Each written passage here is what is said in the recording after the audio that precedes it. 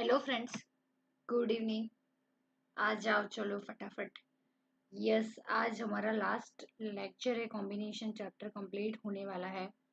Hope so कि आगे के जितने भी सम है वो आपने रिवाइज करे हुए हैं, प्रॉपर्टीज भी आप रिवाइज करके आए हो एंड फॉर्मूलाज भी, है ना। तो चलो लेट्स स्टार्ट, आ जाओ फटाफट।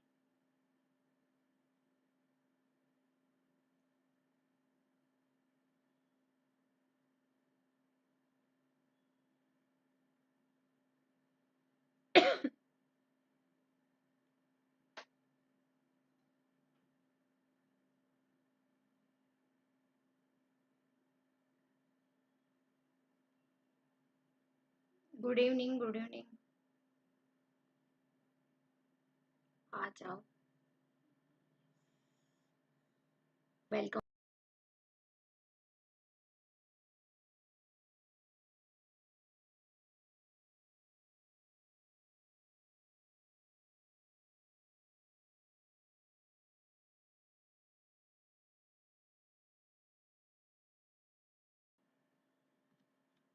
आ जाओ, क्वेश्चन नंबर कौन सा हमने किया था लास्ट?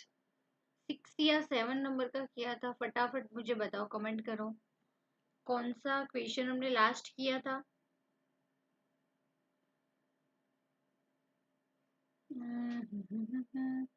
6 या फिर 7? 7 भी कर लिया था, है ना। यस, 7th नंबर का क्वेश्चन हमने कर लिया था।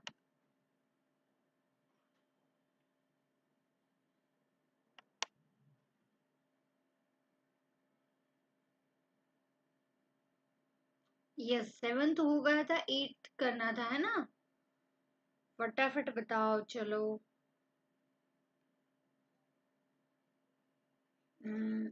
यस, क्वेश्चन नंबर 8 करने हैं आज। स्टार्ट वहां से होगा। 7th कल लास्ट लेक्चर का सम था। लास्ट लेक्चर का लास्ट सम कल का क्वेश्चन नंबर 7 था। 8 यहाँ पे ध्यान दो, चलो पढ़ते हैं फ्रेंड्स। टाइम पे आ जाओ, चलो फटाफट। In how many ways 15 things be divided into 3 groups, 4, 5 and 6 things respectively।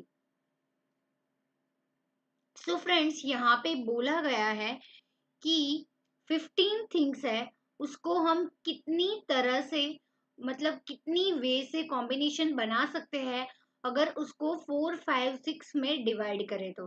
Divided into 3 groups of 4, 5, 6, यानी कि कौन सी रेंज में डिवाइड करना है वो भी उन्होंने दे दिया है।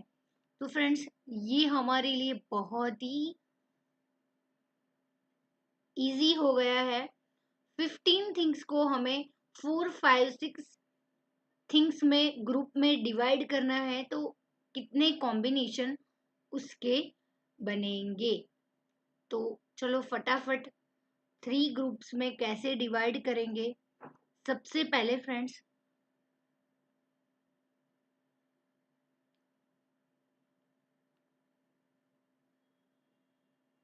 कौन सी वाली जगह पे हम ट्राई करें।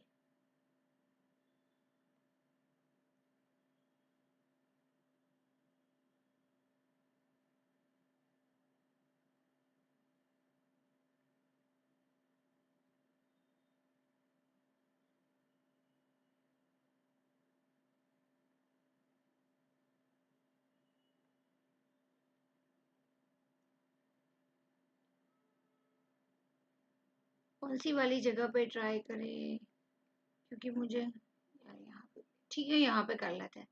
फटाफट आ जाओ चलो। यस, वेलकम वेलकम, आ जाओ फ्रेंड्स। चलो फ्रेंड्स, क्या बोला था? 15 थिंग्स है टोटल। यहाँ पे ध्यान दो फटाफट, चलो। टोटल 15 थिंग्स है, उसको 3 ग्रुप्स में डिवाइड करना है। 3 ग्रुप्स में, सेकंड और ये थर्ड। 4, 5, 6 ग्रुप भी दे दिया है। तो फ्रेंड्स, टोटल 15 है, तो उसके कितने कॉम्बिनेशन बन सकते हैं? यहाँ पे फ्रेंड्स अच्छे से आपको एग्जाम में लिखना पड़ेगा। Total number of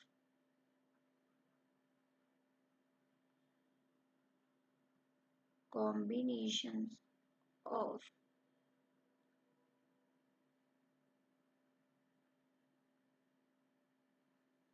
selecting 15 things in 3 different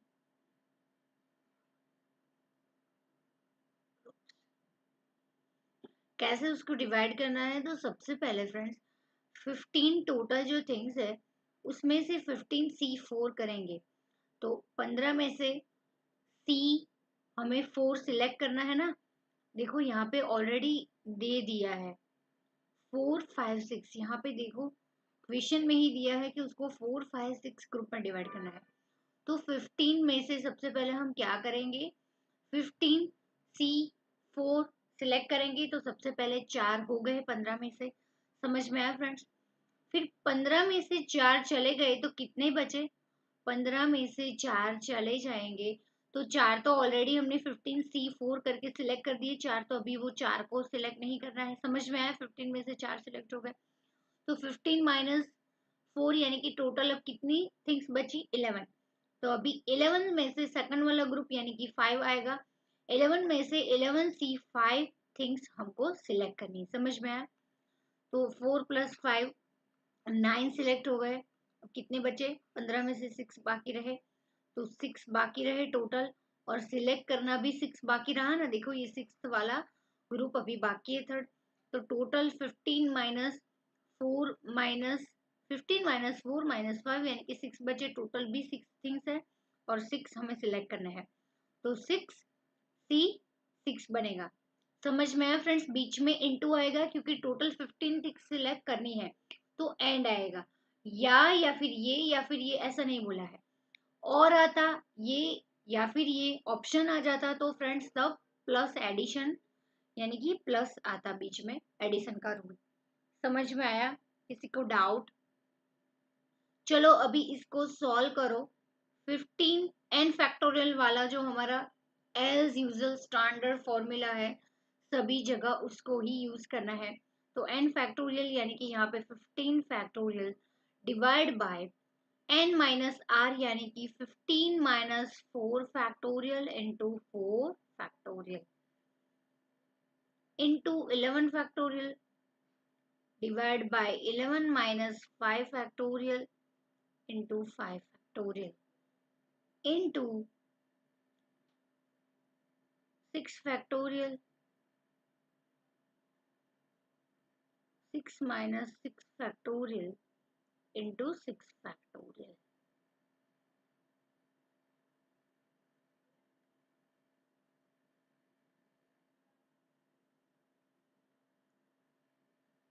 15 factorial 15 minus 4 यानी कि क्या बचा, 11 factorial into 4 factorial into 11 factorial। 11 minus 4 यानी कि क्या बचेगा, 6 factorial into 5 factorial divide by 6 factorial 6 minus 6 यानी कि 0 फैक्टोरियल यानी कि 1 आएगा इंटू 6 फैक्टोरियल। समझ में आया। यहाँ पे 6 फैक्टोरियल उड़ गया, यहाँ पे 11 फैक्टोरियल और 11 फैक्टोरियल उड़ गया। और अभी क्या बचा, 15 फैक्टोरियल ऊपर बचा और नीचे 4 6 5 फैक्टोरियल बचा। तो सबसे पहला 6 फैक्टोरियल बड़ा है तो 15 into 14 into 13 into 12 into 11 into 10 into 9 into 8 into 7 into 6 factorial आएगा। समझ में आया। क्यों यहाँ तक मैं ले गई, क्योंकि फ्रेंड्स नीचे था 6 फैक्टोरियल। 5 फैक्टोरियल को क्या हम ऐसा लिख सकते हैं,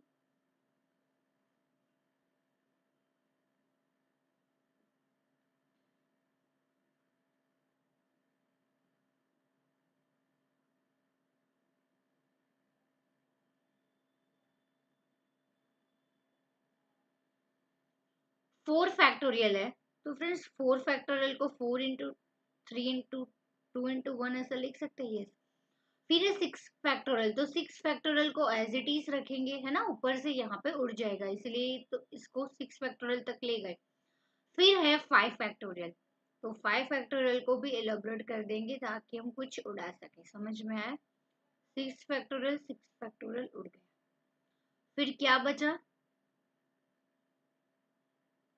4 3 जा 12, तो क्या 12 उड़ा सकते हैं, यस। अभी क्या बचा, 2, 2 को यहाँ पे 7 2 जा 14 हो जाएगा, समझ में आया। फिर क्या बचा, 5, 5 को यहाँ पे 2 से, और 2 यहाँ से उड़ जाएगा, समझ में आया फ्रेंड्स। फिर ये 3 3 जा 9, और 4 2 जा 8, तो नीचे सब चला गया, ऊपर क्या बचा, मल्टीफिकेशन करके मुझे बताओ friends. 15 into 7 into 13 into 11 into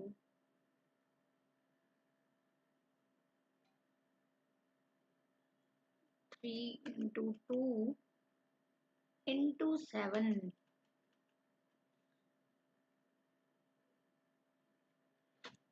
क्या आंसर आएगा, बच्चा बताओ फटाफट फ्रेंड्स, क्या आंसर आया आपका।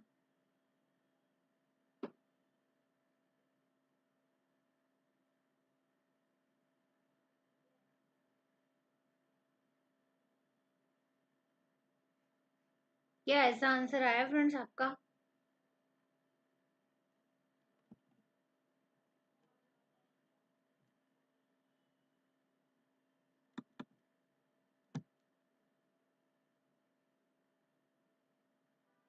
ठीक है,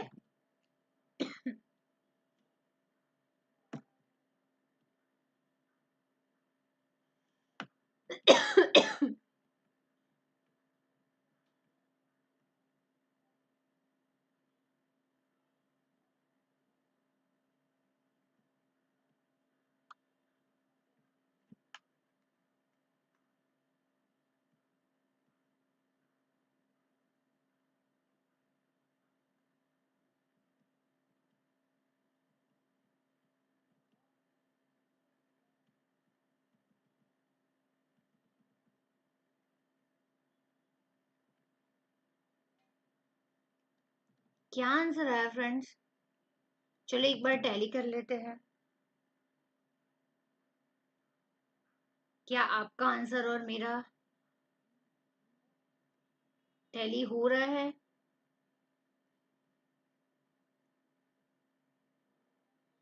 चलो अब हम बुक के साथ भी कंफर्म कर लेते हैं। ओहो, बुक में तो कोई एलिब्रेशन ही नहीं दिया है। 15 factorial divide by 4 5 6 as it is देखो दे दिया है, जैसे हमने किया था। यहाँ पे देखो 15 factorial divide by 4 5 6 factorial, but हमने उसको एलिब्रेट करके अच्छे से आंसर लाया, तो 6,30,630 आंसर आएगा, यानी कि टोटल इतने वेज है जिससे हम टोटल 15 थिंग्स को 4 5 6 ग्रुप में डिवाइड कर सकते हैं, है ना। चलो फटाफट से कॉपी कर लो, फिर हम नेक्स्ट क्वेश्चन स्टार्ट करेंगे। I am giving you few minutes, 2 to 5 minutes, फटाफट से कॉपी कर लो, चलो अच्छे बच्चे की तरह। फिर हम क्वेश्चन नंबर 9 स्टार्ट करेंगे।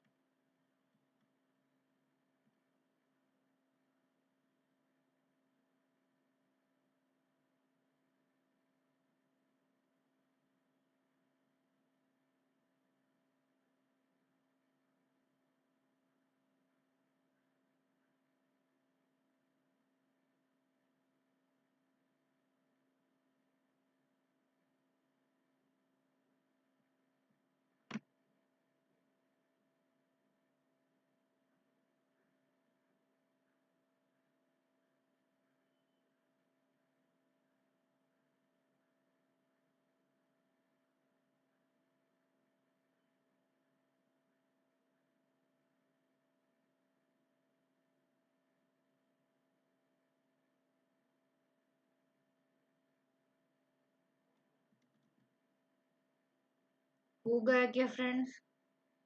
फटाफट करो।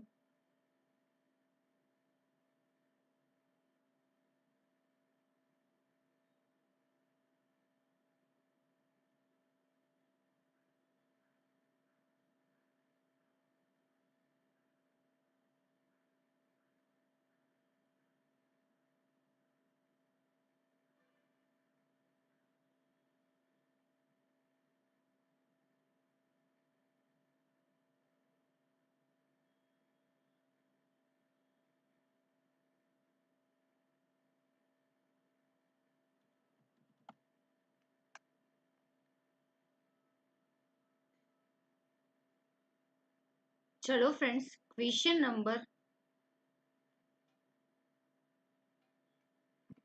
9 देख लेते हैं। क्वेश्चन नंबर 9 आपकी स्क्रीन पे ये रहा, पढ़ो चलो। क्वेश्चन नंबर 9 नेक्स्ट पेज पे होगा I think. Yes, question number 9 आपकी स्क्रीन पे ये रहा।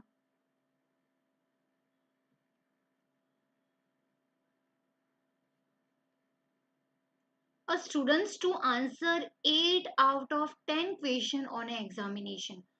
इसमें सब 3 क्वेश्चन पूछे हैं, टोटल 3 क्वेश्चन पूछे हैं। क्वेश्चन क्या पूछा है? Students is to answer 8 out of 10 question on an examination. तो स्टूडेंट्स को 10 में से 8 क्वेश्चन के आंसर देने हैं। तो सबसे पहला क्वेश्चन पढ़ो, how many choice has he, यानी कि उसके पास कितने चॉइसेस है कि अगर वो 10 में से 8 क्वेश्चन दे तो कितने कॉम्बिनेशन बन सकते हैं। तो एज सिंपल एज दैट, बहुत ही इजी है। सेकंड क्वेश्चन बाद में पढ़ेंगे, सबसे पहला वाला सॉल्व कर लेते हैं ताकि ज़्यादा कंफ्यूजन ना हो। तो 9th में टोटल 10 क्वेश्चन है और उसमें से 8 उसके आंसर देने हैं, तो 10 सी 8 हुए। सॉल्व करो चलो फटाफट। 10 factorial divide bye 10 minus 8 factorial into 8 factorial, 10 factorial divide bye 10 minus 8 यानी कि 2 फैक्टोरियल इंटू 8 फैक्टोरियल। अभी देखो 10 को हम 8 तक ले जा सकते हैं थोड़ा सा क्वेश्चन को इजी करने के लिए। यस, 2 फैक्टोरियल यानी कि 2 इंटू 1 इंटू 8 फैक्टोरियल, 8 8 चला गया, 2 5 2 जा 45 वेज बन सकते हैं। ठीक है, समझ में आया फ्रेंड्स? टोटल 45 वेज है जिसमें से वो 10 में से 8 क्वेश्चन के आंसर दे सकता है। ये लिंक वाला तो ओपन हो जाती है, मैथ्स की लिंक ओपन हो जाती है।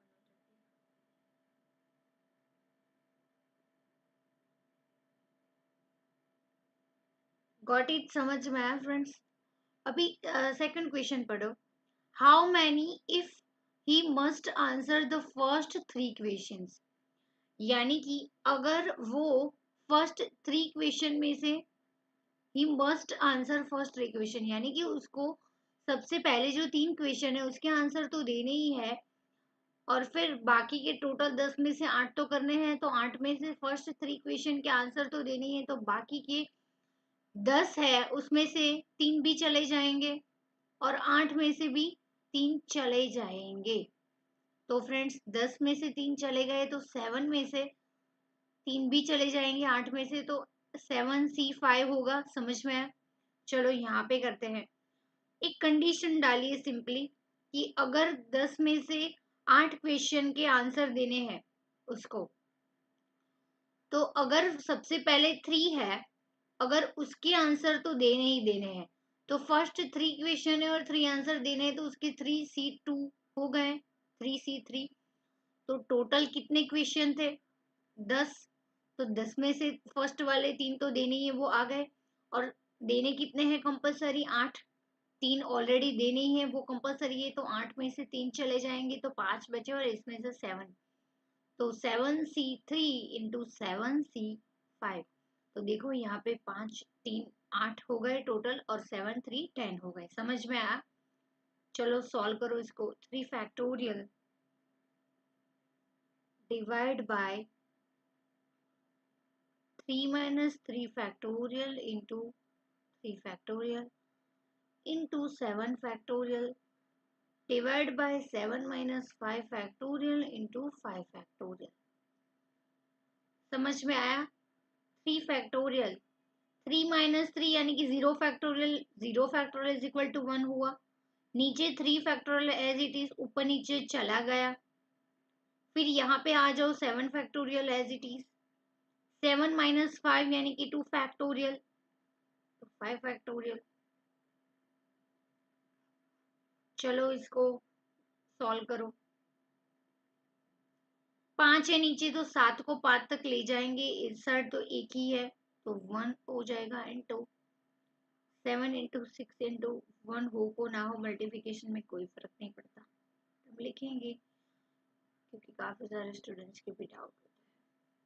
5 5 चला गया और एक आइडिया मुझे आया, यहाँ पे 2 फैक्टोरियल की जगह उसका एलोब्रेशन ही लिख दो। 2 फैक्टोरियल यानी कि 2 इंटू 1 होगा, 2 3 जा 6, 7 3 जा 21 टोटल वेज है। अगर वो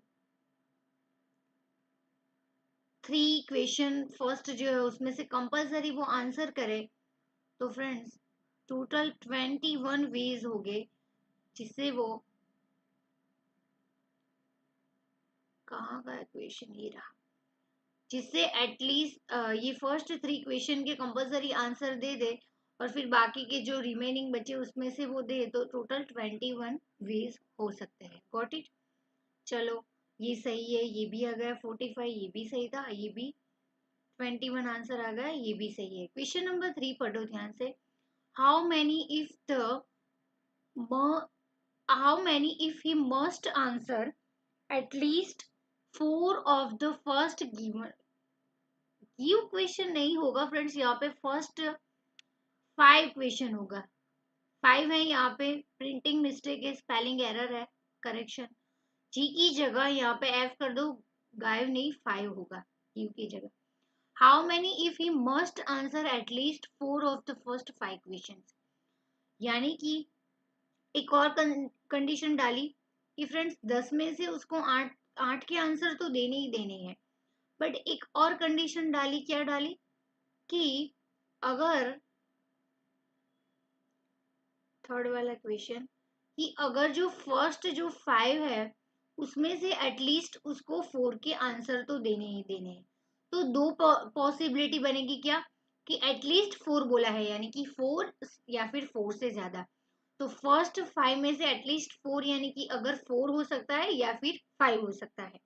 तो फ्रेंड्स दो ऑप्शन बने, क्या क्या बने, फर्स्ट 5 में से एटलीस्ट 4 यानी कि 5C4 बनेगा, है ना, या फिर दूसरा क्या ऑप्शन बनेगा फ्रेंड्स यहाँ पे, या फिर और है इसलिए प्लस बना बीच में, या फिर 5 में से 5 का भी आंसर वो दे सकता है, एटलीस्ट 4 यानी कि 4 या फिर 4 से ज्यादा, है ना, 4 से कम नहीं। तो टोटल 5 फर्स्ट क्वेश्चन में से उसने 4 क्वेश्चन के आंसर दिए, तो फ्रेंड्स टोटल तो 10 क्वेश्चन है तो 5 और बचे, और 4 के तो आंसर उसने दिए हैं 5 में से, तो बाकी में से कितने देने पड़ेंगे, और 4, तभी तो 8 बनेंगे ना, 4 बिना के 4 8। यहाँ पे देखो 5 में से 5 के आंसर दे दिए, तो बाकी के कितने बचे, 5 बचे 10 में से, और 8 आंसर कंपलसरी देने हैं तो 5 तो दे दिए, तो 5 में से 8 में से 5 चले जाएंगे तो कितने बचे, 3। तो दो ऑप्शन फ्रेंड्स यहाँ पे बनेंगे, एटलीस्ट 4 क्वेश्चन, फर्स्ट जो 5 है उसमें से उसको आंसर देना है, तो 5C4 अगर फर्स्ट में से 4 दे या फिर फर्स्ट 5 में से 5 दे, और बाकी के 4 यहाँ पे बाकी और 3 बाकी है, वो रिमेनिंग में से वो आंसर करेगा। समझ में आया ना? चलो सॉल्व करो। 5 factorial divide bye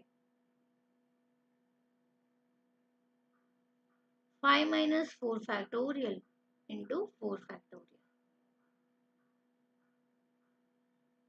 into 5 factorial divided by 5 minus 4 factorial into 4 factorial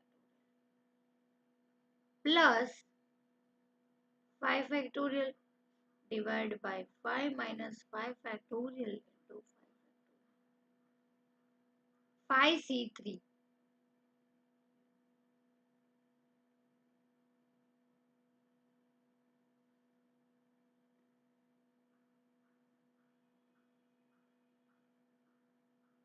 5 minus 3 into 3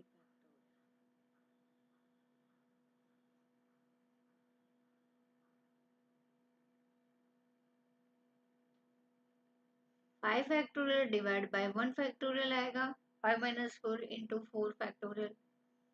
same वही चीज यहाँ पे भी आएगी friends, 5 factorial 1 factorial into 4 plus आएगा बीच में 5 फैक्टोरियल। 5 माइनस 5 यानी कि 0 फैक्टोरियल यानी कि 1 और नीचे 5 फैक्टोरियल आएगा 5 5 चला गया। यहाँ पे 5 फैक्टोरियल 5 माइनस 3 यानी कि 2 फैक्टोरियल इंटू 3 फैक्टोरियल।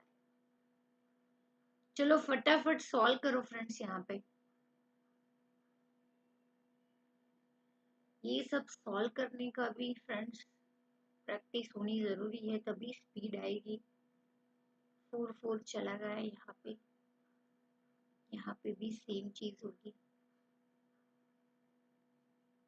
ये 1 फैक्टोरियल यानी कि 1 ही आएगा। चलो डाउट ना वापस, यहाँ पे तो 1 ही आएगा।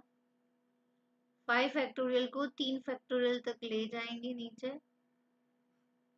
2 फैक्टोरियल है तो 2 इंटू 1 इलैबोरेट करो। 3 फैक्टोरियल 3 3 चला गया। 2 2 जा 4, इधर 5 5 जा 25 बचा इंटू 1 यानी कि 25 प्लस इधर 5 2 जा 10 बचा, तो टोटल 35 वेज हो सकते हैं।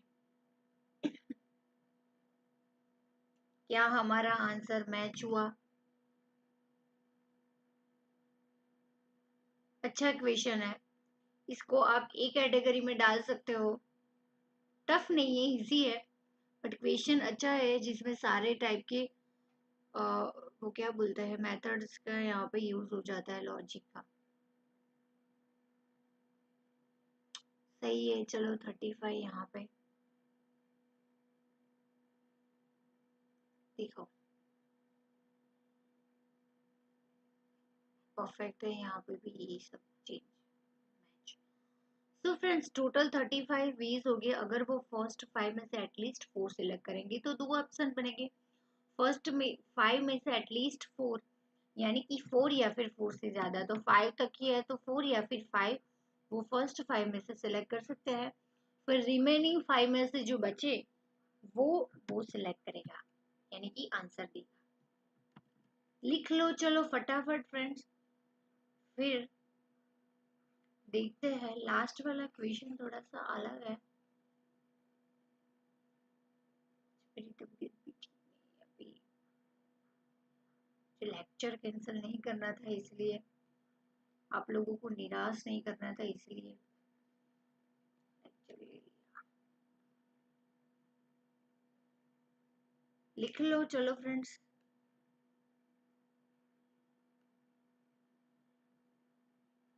अच्छे बच्चे की तरह लिख लो, कमेंट कर देना friends.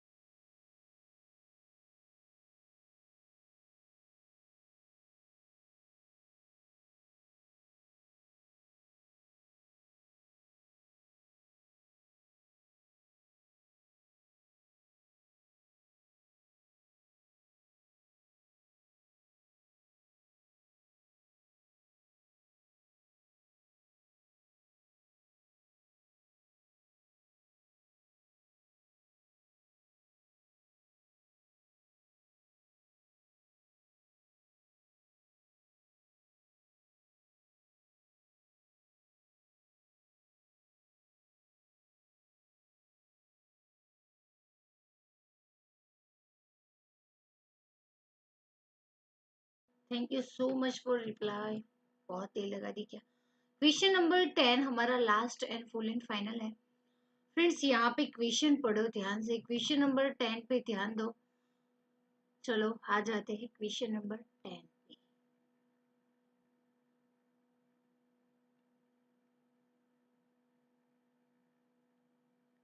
Last and full and final, इसमें थोड़ा सा एक अलग कॉन्सेप्ट यूज होता है बट वो भी टफ नहीं है। यहाँ पे ध्यान दो, क्वेश्चन में पढ़ रही हूँ। Given n points in space, no 3 of which are collinear and no 4 कॉम्पलर coplanar for what value of, yes अच्छा समझ में आ गया। ये collinear and no 4 coplanar for what value of number will the number of straight lines be equal to the number of the planes obtained by connecting these points। यानी कि friends question में ऐसा पूछा है कि n पॉइंट्स दिए हुए हैं, टोटल n पॉइंट्स दिए हैं, नंबर नहीं दिए हैं। तो फ्रेंड्स यहाँ पे n इज इक्वल टू हमारा n ही होगा, n फिगर्स कोई नहीं दिए। तो एक स्पेस है, इसमें n नंबर्स दिए हैं, पॉइंट्स n पॉइंट्स दिए हैं, तो जिसमें 3 पॉइंट्स जो है वो साथ में नहीं है। एंड प्लेन जो दिया है कोप्लानर, इसमें 4 जो पॉइंट है टोटल, और उसमें भी वो स्ट्रेट लाइन में नहीं है। तो what value of the number of straight, और दोनों इक्वल हो जाए। सबसे पहले मुझे आपको कोलिनियर एंड कोप्लानर का मतलब समझाना पड़ेगा। तो चलो यहाँ पे आ जाओ फ्रेंड्स।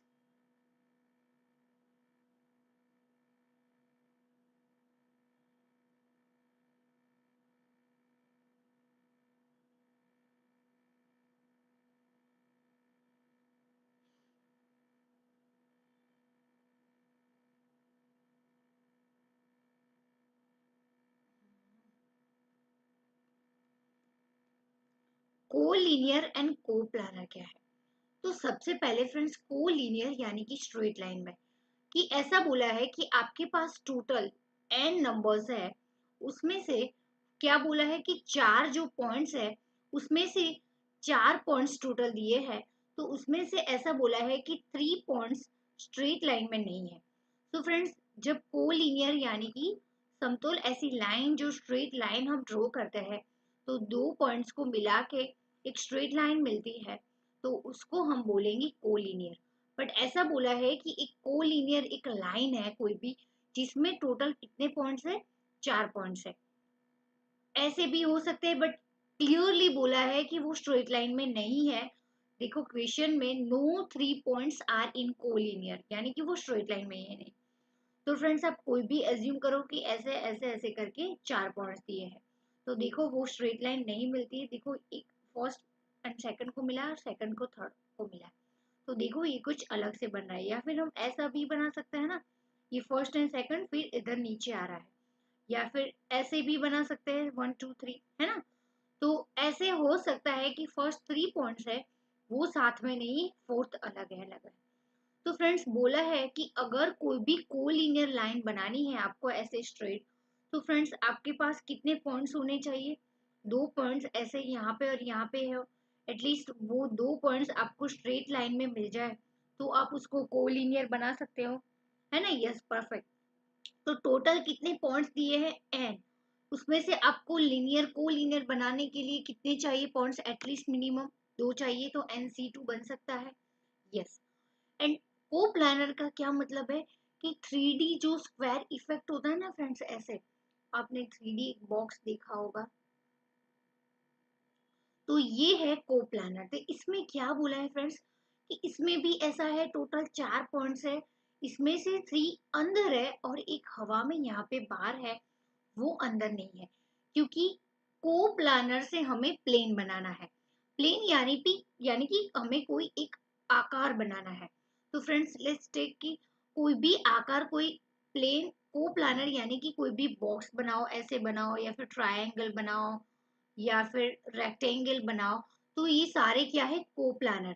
कि कोई बंद वो होना चाहिए, ये स्ट्रेट लाइन ऐसे नहीं, क्योंकि ये तो हवा में है। या फिर ऐसा भी नहीं बन सकता क्योंकि यहाँ से वो खुले है। ये एक बंद जो आकार बनता है, उसको हम कोप्लानर बोलेंगे। तो फ्रेंड्स यहाँ पे साफ बोला है कि 3 पॉइंट्स है कोप्लानर में, वो साथ में है, बट एक दूर है, हवा में है, वो इसके अंदर नहीं है, तो इससे वो कोप्लानर नहीं बन सकता। कोई भी कोप्लानर को बनाने के लिए मैक्सिमम कितने पॉइंट्स चाहिए फ्रेंड्स? 3 पॉइंट्स चाहिए, क्योंकि अगर 2 पॉइंट्स हो गए तो ऐसे स्ट्रेट लाइन बनेगी, बट यहाँ पे कोई भी जगह पे यहाँ पे एक और पॉइंट्स होगा तो प्लेन यानी कि एक बंद कोप्लानर बन जाएगा। समझ में आया? एक बंद आकृति बन जाएगी। यस, 4 पॉइंट्स अगर ऐसे ऐसे हो तो भी बन सकता है, पर मिनिमम कितने चाहिए? 3 हो जाएंगे तो बन जाएगा। तो टोटल नंबर कोप्लानर के कितने दिए हैं? टोटल n नंबर दिए हैं, और आपको मिनिमम कितने पॉइंट्स चाहिए? 3। और वो दोनों इज इक्वल टू, यानी कि दोनों को इज इक्वल टू, यानी कि कोलिनियर एंड कोप्लानर दोनों के पॉइंट्स को मिला के इज इक्वल टू, यानी कि दोनों अगर सेम होते तो n की वैल्यू क्या होती, ऐसा आपका क्वेश्चन है। तो फ्रेंड्स, कोलिनियर के लिए कितने चाहिए? NC2 चाहिए, जो ऑलरेडी 2 पॉइंट्स होते तो हम कोलिनियर बना देते स्ट्रेट लाइन। और को प्लानर को बनाने के लिए कितने चाहिए? दो, ऑलरेडी 2 और एक और चाहिए, यानी कि मिनिमम 3 बनेंगे, तभी एक बंद को प्लानर बन जाएगा। तो NC2 is equal to NC3 बन जाएगा। चलो NC2 एंड NC4 में वैल्यू डालो। NC2 is equal to NC3, यानी कि n फैक्टोरियल बनेगा ऊपर, नीचे n माइनस आर, यानी कि n माइनस 2 फैक्टोरियल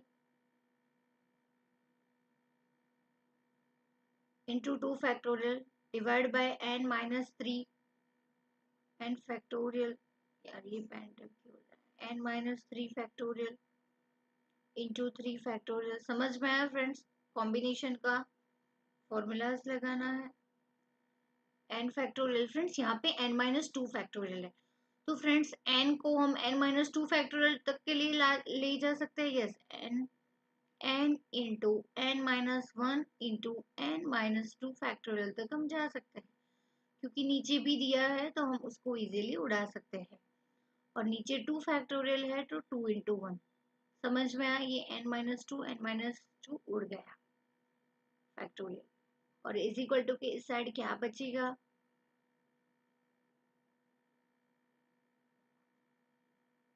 नीचे n माइनस 3 है तो उसको n माइनस 3 का ले जाएंगे n फैक्टोरियल को। नीचे है n minus 3 factorial into 3 factorial है तो 3 into t into 1। n minus 3 factorial, n minus 3 factorial उड़ गया।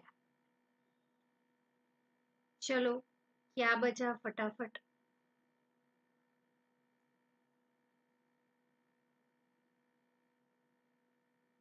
यहाँ पे क्या बचा friends? n into n minus 1। तो क्या n को हम मल्टीप्लिकेशन में ले लेते हैं? n इंटू n यानी कि n स्क्वायर हो जाएगा और माइनस n हो जाएगा। समझ में आया? और नीचे 2 एज इट इज। इस साइड क्या बचा? चलो इन तीनों का मल्टीप्लिकेशन करो। n into n minus 1 into n minus 2, n को मल्टीप्लिकेशन में ले लो। n स्क्वायर माइनस n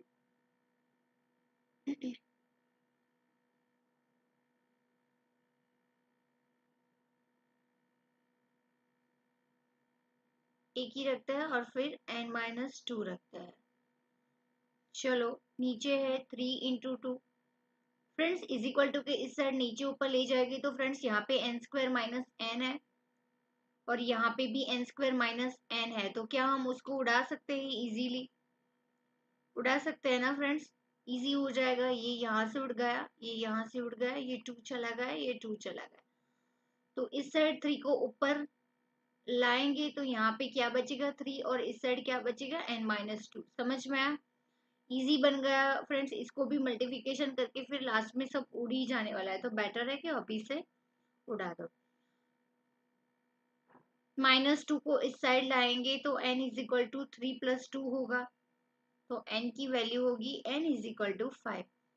तो फ्रेंड्स जब n की वैल्यू 5 हो जाएगी तब कोलिनियर एंड कोप्लानर के पॉइंट सेम हो जाएंगे। समझ में आया? जब n की वैल्यू सेम होगी तब NC2 is equal to NC3 बनेगा। समझ में आया फ्रेंड्स? क्वेश्चन एक बार पढ़ लो ताकि गलती ना हो।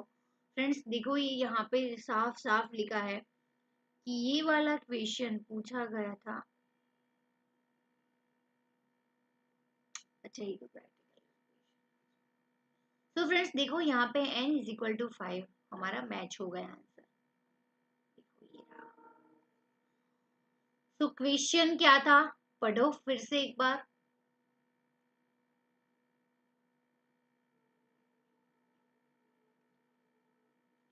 कि कोलिनियर एंड कोप्लानर में 4 पॉइंट्स है उसमें से 3 पॉइंट्स सेम नहीं है, यानी कि साथ में नहीं है, एक अलग है। कोलिनियर में भी ऐसा है, कोप्लानर में भी ऐसा है। तो फ्रेंड्स ऐसा कौन सी n की वैल्यू ले तब हम कोलिनियर एंड कोप्लानर को इक्वल कर सकते हैं। So what will be the value of number of the straight line be equal to the number of plane obtained by connecting these points। यानी कि n की कितनी वैल्यू ले तो ये सारे पॉइंट्स को कनेक्ट करके एक प्लेन यानी कि एक बंद आकृति एंड कोलिनियर यानी कि एक स्ट्रेट लाइन बना सकता है। समझ में आया? तो n इज इक्वल टू 5 हमारा परफेक्ट आंसर मैच हो गया है। एक बार लिख लो। चलो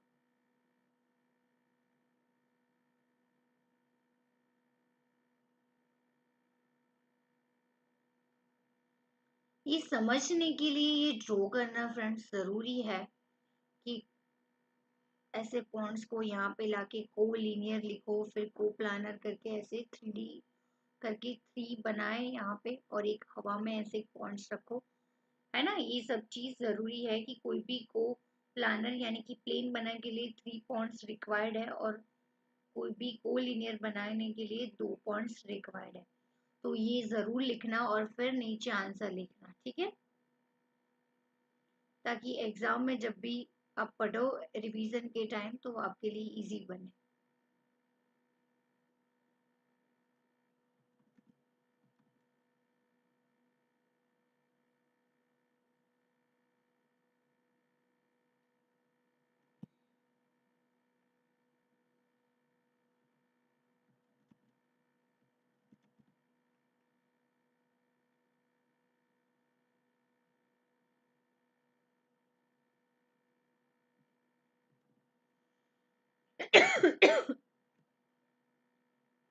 लिख लो फ्रेंड्स, चलो।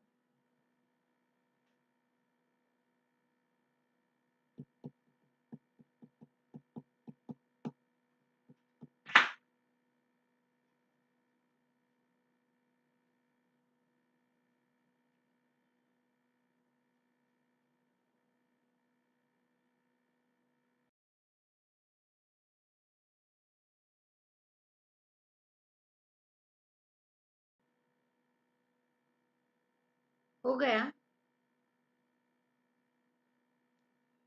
तो फ्रेंड्स यहाँ पे हमारे कॉम्बिनेशन परम्यूटेशन के सारे इलस्ट्रेशन के क्वेश्चन हो गए हैं। कल हमारा न्यू चैप्टर स्टार्ट होगा, कॉन्ड्रेट इक्वेशन, द्विघात समीकरण। बहुत बार उसको हमने यूज किया था, वो स्प्लिटिंग द फैक्टर वाला फैक्टराइजेशन, स्प्लिटिंग द टर्म, है ना। बीच का टर्म को स्प्लिट करके फिर मल्टीप्लाई करके दो एक्स की वैल्यू निकालते थे।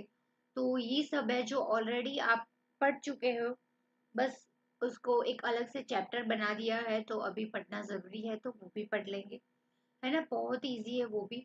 फिर हमारा पूरा मैथ्स कंप्लीट हो जाएगा, फिर हम स्टार्ट करेंगे, ठीक है। तो बाय बाय, टेक केयर। कोई भी डाउट है तो एप्लीकेशन में, स्टडी बडी क्लब एप्लीकेशन में जरूर पूछ लेना। आप लोगों के मिलके बहुत मजा है। कल